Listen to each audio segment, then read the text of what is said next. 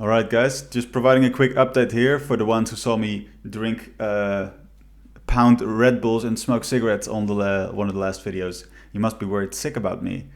And I'm setting such a bad example that I feel honestly really embarrassed about it. But that's kind of the process, isn't it? It's just like putting your imperfect self out there, looking at how stupid you're behaving, and then maybe changing it. Am I using this entire YouTube channel just to motivate myself to quit these substances? Perhaps. Who is to say? Anyways, I'm holding a list of all the things that I'm going to cut out of my life. Is your name on it? Well, watch until the end of the video, and I'll maybe you'll hear it. No, and this is just about substances. Unless you're a pig, I'm cutting out pork. All right. So here's all the things I'm cutting out, and I'm going to tell you which one is the hardest, and it's not going to be the one you expect. All right, because you saw me smoke cigarettes. So I'm cutting out all of the bad habits that I can think of at this moment, and this is just sorry. This is like the first moment I've looked into the camera on this video, and I realized I really need to train myself to do that. So hello. Anyways, pork, sugar, nicotine in any shape or form. I've been chewing nicotine gums in the past, very recent past, to like, well, it's not smoking, but still, it helps me. Yes, it does help me, but also it's very addictive, so I don't do that. Caffeine in any shape or form. I threw all of the green tea out of my house. I don't buy dark chocolate anymore. Really, I'm serious. Not any shape or form. TV. I don't have a TV, but Netflix, right? I cut out Netflix. No more like downloading movies because I want to watch the movies. It says animals, but I'm sure I meant videos about animals, and by that I mean no videos on YouTube that are super irrelevant to my life, right? So I'm not gonna watch any clickbaity shit that I just find cute or that I just find interesting. Just even if it's like not useful to my life, especially if it's short and clickbaity and it's going to ruin my ability to concentrate, right? So I'm gonna be very, very careful with my attention span in the coming forever, hopefully. As should anyone who like respects themselves. And I even like invested in YouTube Premium, which like such a disgusting thing to admit, honestly, because YouTube used to be by the people for the people, like making free videos for free for each other, and like how am I paying for it now? How am I paying 12 euros a month for it now? Doesn't make any sense, but somehow they made me do it. And I'm doing it because I feel like getting interrupted by the ads as I'm listening to something that's honestly like really good for me to listen to, and I'm getting interrupted by the ads. It's fucking with my brain. It's telling my brain to expect to jump out of my concentration every fucking 5 minutes or 2 minutes. So yeah, social media. Those of you who have me on Facebook, you don't have me on Facebook anymore. Those of you Instagram, same thing. Those of you on Actualized, you won't see me on there anytime soon. I mean, that may change, but like that was also a distraction. So I cut out Instagram, Facebook, not using LinkedIn anymore. I still have it. Not using Reddit anymore. Any social media that I was using or somewhat using. Just don't want to have that as a distraction. Alcohol, yeah, wow. So after I did ayahuasca, like I was supposed to like quit alcohol for at least 10 days and however long I was going to be able to, and I found that I was going to be able to very long, because it turns out that even though I like beer, I really don't care about feeling drunk. So I'm just lucky there. Some people like that's their thing. I have a friend, it's his thing, and he can stay away from it with strong discipline, and I just don't care. Like that's where people have different addictive tendencies, substances that they can addict to easily. Like for me, alcohol is just not a big deal. Like I've abused that maybe a couple times in my life. I've had phases of strong drinking behavior when I was like 21 or something. And really that was just because I wanted to be rebellious, not because I was addicted to it. Chocolate, yeah. So if someone like feeds me some like super dark, organic, almost like 99% pure dark chocolate, and I don't take super much of it, like that's okay. But I'm not gonna buy bars of it because I know what's gonna happen. Like I buy a chocolate bar and it's gonna be gone on the way back from the store. And I'm not exaggerating. Like I tend to buy chocolate bars because I feel like chocolate. It's like this, a big Tony Chocolonely, fucking oil tanker of a chocolate bar, and I'm just munching on it, and it's just gone. And I bought all this healthy food, and now I don't even want it anymore because it already like scarfed down the whole thing. But it's like a standard thing, so I'm just not gonna buy that anymore.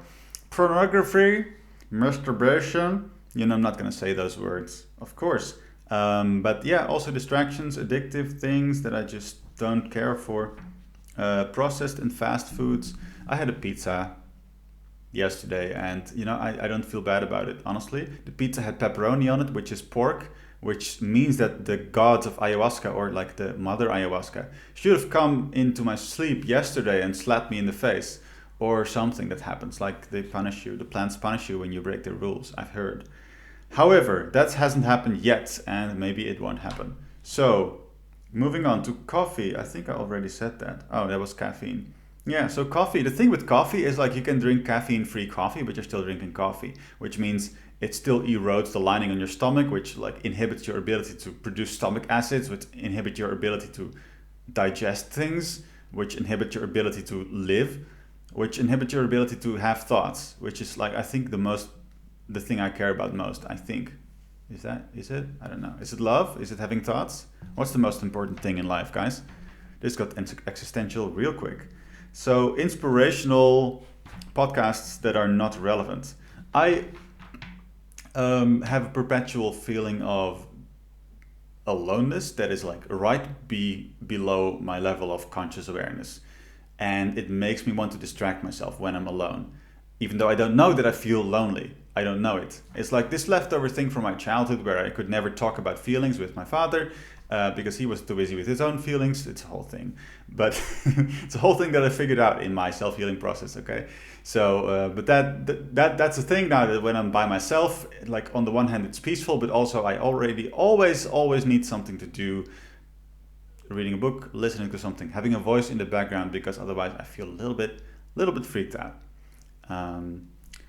Yes, but that often prompts me to put on like long ass podcasts that I don't really care about, that are just serving to like provide some noise so that it's easier for me to do something like clean my apartment. And yeah, that works well, but also then I find excuses to like listen to the whole thing, and it wastes a lot of time. So at least I have the rule that I'm just gonna listen to things that are like super relevant to my goals, or they're like courses that I already bought and I just want to go through them or go through them again.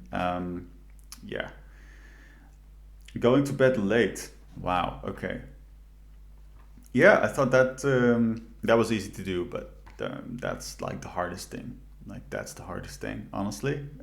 Going to bed on time without exceptions, and that's what I'm committing to doing, right? And that doesn't mean I won't make any mistakes there. That's a stupid expectation. But it means that every mistake or every time I miss that, I am gonna consider that a mistake. Like that's not supposed to happen. Yeah.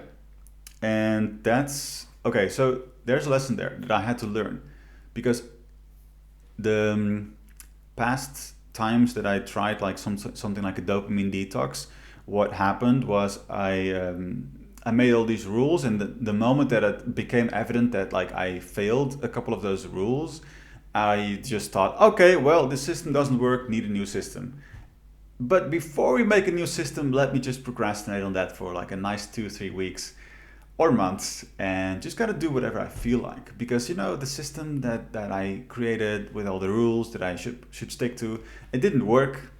So I'm just gonna contemplate what the next system is gonna be while I do, while I eat all this sugar and while I drink all this coffee and while I watch all this Netflix for the next 2-3 months. So that little trap of, well, I made a couple of mistakes, so clearly it doesn't work, so let's quit and start something new. Like I'm not gonna do that again.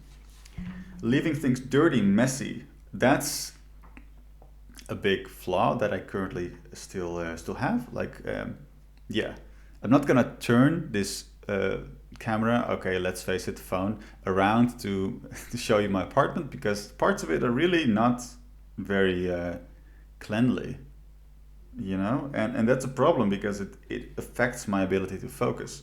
And so I'm committed to fixing that every day, just like keeping everything clean. I'm doing inbox zero. I'm keeping my like WhatsApp conversations clean, um, yeah, everything like that. So watching videos in the evening for relaxation. I'm okay with like having some educational content, especially with my girlfriend. Like we like to do that. Um, yeah, so like a documentary is fine if it's like if I learn something from it. Otherwise, I would rather just read or spend time with my girlfriend another way. And instead, so the thing is like I'm gonna fail at all of this massively if I don't give myself anything. So what I'm gonna give myself is I can read books, and those books don't have to be relevant. So there's some books that you can you just like to read, and it's like this when you really don't feel like being productive in any sort of way, but you still want something to do. Like you need something to fill up those moments, and so I read books. And those books don't have to be like something to learn from. A good friend asked me, because what I've been doing is sending this list basically to like some friends, and also in my coaching group, I posted it over there, or like I told the people, and that's what I encourage everybody to do. Like if you're in my group and you're making a commitment, like tell people that you're doing this. And this is why, like, not to plug or anything, but like that's why I have the personal development group that I run, is because it helps so much to do this with other people. So I also like I told my private friends, my personal friends who we discuss these things with, right? Just tell everybody who might be able to give you a bit of sense of accountability, and that just always is the only thing that helps me when I need to make a change like this. And where was I even going with that? See, my mind's still a little bit messed up from quitting caffeine. It's like I'm able to be energetic, but what am I saying again? Anyways, yeah, so full-length podcasts are also okay if they're relevant. Books and walks. And for the walks, I'm trying to keep my mind empty, because it's a good habit to give your brain more rest. Like, it's so easy to have media playing, like music or information. Like I used to bike around the city with like YouTube videos playing in my head, thinking I'm learning something. No, actually I'm just endangering myself, in traffic. I'm just like asking for accidents while I don't give my brain a millisecond of rest. Don't be like Eric from, I was gonna say 2 years ago, but really, let's just face it, that was like Monday. Don't be like Eric from Monday, guys. Don't, when you're taking a break to go walk around or bike around or whatever, like don't fill your little break times with podcasts and interesting things to like learn from, and like that anxious feeling that like wants to be quenched, that thirst for knowledge that wants to be quenched. Like you're safe if you're like an Enneagram 5, and you feel safe when you're like integrating a lot of knowledge or something. Like give it a rest, dude. Like if you want to have a good brain, you need to be bored regularly. Trust me on that. And what is the hardest thing for me? It's been quitting coffee, even though I was a smoker. And smoking cigarettes is disgusting. But like the thing is about that is I had a huge emotional attachment to nicotine. And because it's like a very potent blocker of like trauma, or, childhood trauma, pain, emotional pain that you're not aware of. Like you're not even aware that you have it, but like if you smoke a cigarette, it's not there. And that's why people say that, they don't even know what smoking a cigarette does to them. It's so subtle. It's like, it's hard to even tell. Like I don't really get high from it. Why do I even do this? It's not even like it feels good or anything. No, it removes the bad feeling that you're not aware of. Your repression system is working super, super well to keep you unaware of how much emotional pain you're carrying, so that when you take some sort of medicine like nicotine that relieves that, you're gonna feel relieved and not know why, because all the while you were not aware of like the amount of pain that you were carrying, right? So that's why smoking is great, but it's not great. So that's why smoking works, and that's why smoking is very, very addictive to people with some types of unprocessed childhood trauma, like me. It's still very addictive to me, but the more shadow work I've done, the more regression work I've done, and I made other videos about how to do that, the less the emotional attachment has become. So it used to be that when I quit smoking, I was basically depressed, like hardcore depressed for several months. And then still, like, my life wasn't good. Like, everything seemed bad and horrible and like failure and sad and oh my god, dude. Like, that was hard. And now when I quit smoking, like, I cried in the shower one time and then I dried myself off and that was it. Like, and maybe I felt restless for like 2 more days. And that's it. That's it. That's the power of shadow work, guys. That's why I teach this. That's why I do this. Okay. Anyways, so yeah, smoking was easy to quit again. However, I'm gonna to like stay quit. I'm gonna like stay quit of a lot of other things too because I tend to run to the one pleasure dopamine thing that I can still have. So if I just can't have any, then it's just going to be suffering, and that's life. So that works better for me. Um, yeah, what was the last thing? So why is caffeine so hard? Because it kind of sneaks in there, and everyone thinks it's okay. And it's in green tea, which everybody says that is so good for you because the polyphenols or I don't know, antioxidants or something that maybe already has been debunked or something, but it's still like people who drink green tea, they live longer, but they're also like caffeinated.